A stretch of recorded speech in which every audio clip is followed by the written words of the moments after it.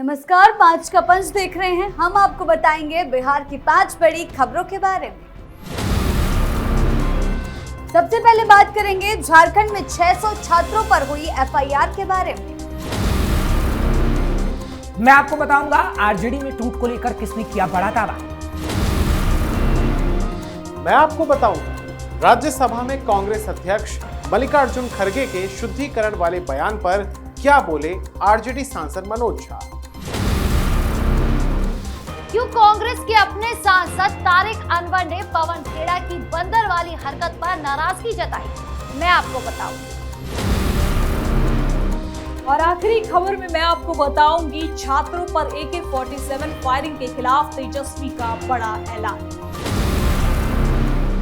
Jharkhand police ने रांची में चल रहे छात्र आंदोलन के खिलाफ बड़ा लीगल एक्शन लिया है। रांची में 10 अगस्त को विधानसभा का घेराव करने निकले छात्र प्रदर्शनकारियों पर एफआईआर दर्ज की गई है। विधानसभा मार्च के दौरान पुलिस पर पथराव, हिंसा और झड़प करने के मामलों में सख्ती बरतते हुए कार्रवाई की गई। पुलिस ने कुल 600 प्रदर्शनकारियों के खिलाफ एफआईआर की है, जिनमें 100 प्रदर्शनकारियों को नामजद किया गया और 500 अज्ञात प्रदर्शनकारियों को भी आरोपी बनाया गया है। जेपीएससी और जेएसएससी भर्ती परीक्षाओं में अनियमितताओं के विरोध में रांची के जयपाल सिंह मुंडा स्टेडियम में छात्रों का धरना जारी है। धरने को देवेंद्र नाथ महतो लीड कर रहे हैं, जो भूख हड़ताल पर हैं।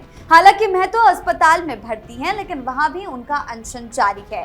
हेमंत सोरेन की सरकार के साथ 3 दौर की वार्ता खत्म होने के बाद धरने के तहत विधानसभा का घेराव का ऐलान किया गया था। 10 अगस्त को विधानसभा घेराव के दौरान प्रदर्शनकारियों ने सुरक्षा घेरा तोड़ा तो पुलिस के साथ झड़प हुई। बता दें कि विधानसभा में घुसने की कोशिश करती भीड़ को नियंत्रित करने के लिए पुलिस को लाठीचार्ज करना पड़ा। वहीं वाटर कैनन से पुलिस ने प्रदर्शनकारियों को खदेड़ा और आंसू गैस के गोले फेंककर उन्हें वापस जाने को मजबूर किया। हिंसक झड़प में कई प्रदर्शनकारी घायल हुए। प्रदर्शनकारियों ने 2 तरह से विधानसभा में घुसने की कोशिश की थी, लेकिन पुलिस ने उनकी कोशिशों को नाकाम किया। लेकिन वो अपनी मांगों को लेकर अड़े हुए हैं और उनका कहना है आंदोलन अभी भी जारी है। हेमंत सोरेन सरकार की ओर से कहा गया है कि सरकार और छात्र प्रतिनिधियों के बीच कई दौर की वार्ता हो चुकी है, लेकिन जेएसएससी और सीजीएल परीक्षा रद्द करने को लेकर सहमति नहीं बन पाई। छात्रों की 98% मांगे स्वीकार कर ली है, लेकिन एक मांग को मानना संभव नहीं है। झारखंड लोक सेवा आयोग को भंग कर दिया गया है। 3 सदस्य इस्तीफा दे चुके हैं। आयोग की सदस्य डॉक्टर अजीता भट्टाचार्य से पूछताछ हो चुकी है, लेकिन छात्र पूरे मामले की सीबीआई जांच कराने की मांग पर अड़े हुए हैं। इस बीच उन पर लीगल एक्शन लिया गया है। बिहार के सियासी गलियारे में बीजेपी के एक दावे से खलबली मच गई है। बीजेपी की ओर से दावा किया गया है कि लालू यादव की पार्टी आरजेडी में टूट होने वाली है। 15 से 16 विधायक पलटी मारेंगे। दूसरी ओर कांग्रेस ने दावा किया कि जेडीयू में टूट होने वाली है। इस तरह बयानबाजी से प्रदेश में एक नया मुद्दा मिल गया है। बीजेपी के प्रवक्ता मृत्युंजय तिवारी ने कहा है कि जो 25 विधायक बचे हैं, उसमें से 15 से 16 कब छोड़कर चले जाएंगे इसका कोई पता नहीं। आगे आगे देखिए होता है क्या। लेकिन आरजेडी सबसे बुरे दौर से गुजर रही है और समाप्ति की ओर है। ना नेता है, ना नीति है, ना नेतृत्व है, ना किसी का वहां सम्मान है। फिर वहां कोई आखिर कैसे रुकेगा? बीजेपी की ओर से किए गए दावों पर हालांकि आरजेडी की ओर से पलटवार भी किया गया। पार्टी के प्रवक्ता एजाज अहमद ने कहा कि 70 लाख से ऊपर वोट 2025 के विधानसभा चुनाव में आरजेडी और महागठबंधन को मिला। सभी को पता है कि किस तरह से बीजेपी, जेडीयू और एनडीए के लोगों ने चुनाव आयोग को माध्यम बनाकर चुनाव जीता। 10,000 रुपए महिलाओं के खाते में भेजकर चुनावी लाभ लेने का काम किया गया। वहीं कांग्रेस के प्रवक्ता असितनाथ तिवारी ने कहा कि कैसी विडंबना है कि आरजेडी की चिंता बीजेपी के प्रवक्ता को हो रही है। अपने सहयोगी की चिंता कर लीजिए। जेडीयू में टूट होने जा रही है। जेडीयू अंदर खाने से टूट चुकी है। चाहे वो संजय झा हो, ललन सिंह हो, सबके सब अपने विकल्प की तलाश में हैं। बता दें कि 2025 के विधानसभा चुनाव में आरजेडी ने काफी खराब प्रदर्शन किया था। 25 प्रत्याशी ही चुनाव जीत पाए थे। इस तरह आरजेडी के वर्तमान में 25 विधायक हैं और 15 से 16 विधायकों के टूटने के दावे से सियासी हड़कंप मच गया है। देखने वाली बात होगी कि मृत्युंजय तिवारी के दावे में सच्चाई है या महज ये सिर्फ एक बयानबाजी भाई। तो बीती 8 अगस्त को उत्तराखंड के हल्द्वानी के रामलीला मैदान में कांग्रेस अध्यक्ष मल्लिकार्जुन खड़गे की रैली हुई थी, लेकिन उसके बाद हुए शुद्धिकरण अनुष्ठान का मुद्दा उन्होंने संसद के मॉनसून सत्र के आखिरी दिन राज्यसभा में उठा दिया, जिससे एक बार फिर से सत्ता पक्ष और विपक्ष आमने सामने आ गए।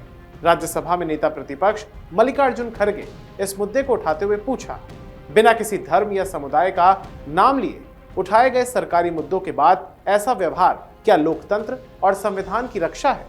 मेरे यानी कि खड़गे ने कहा कि उनके भाषण के बाद बीजेपी के लोगों ने उस मंच को शुद्ध करने के लिए वहां पर हवन किया।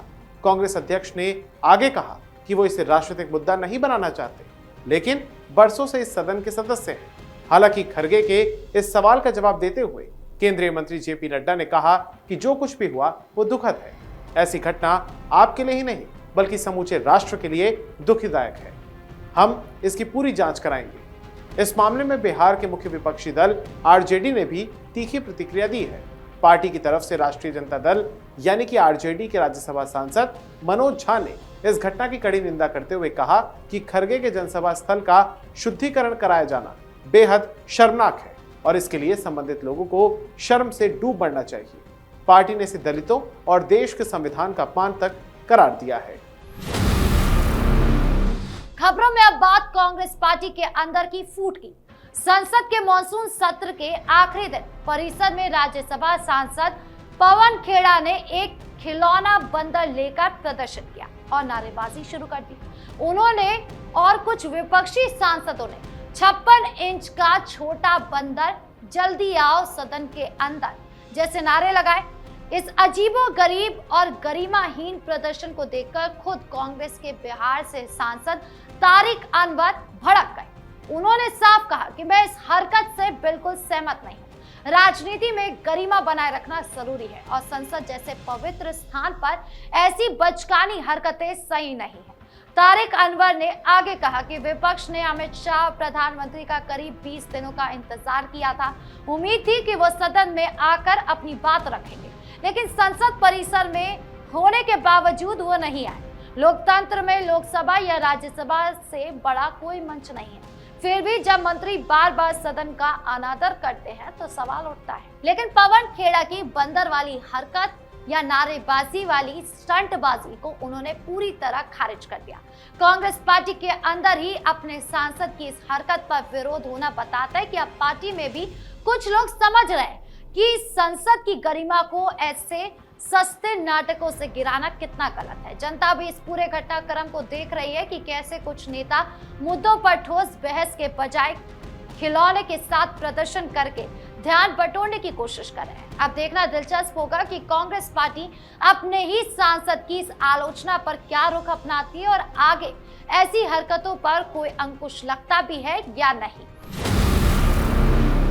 बिहार के सिवान में छात्र आंदोलन के दौरान कथित तौर पर AK-47 से फायरिंग के मामले ने अब राजनीतिक रंग ले लिया है। इस घटना के विरोध में राष्ट्रीय जनता दल ने आंदोलन तेज करने का ऐलान कर दिया है। नेता प्रतिपक्ष तेजस्वी यादव ने 19 अगस्त को पटना में लोक भवन मार्च निकालने की घोषणा कर दी है। तेजस्वी यादव ने नई दिल्ली में प्रेस कॉन्फ्रेंस के दौरान कहा कि आरजेडी का ये मार्च वीर चंद्र पटेल पथ के पार्टी मुख्यालय से लोक भवन तक जाएगा।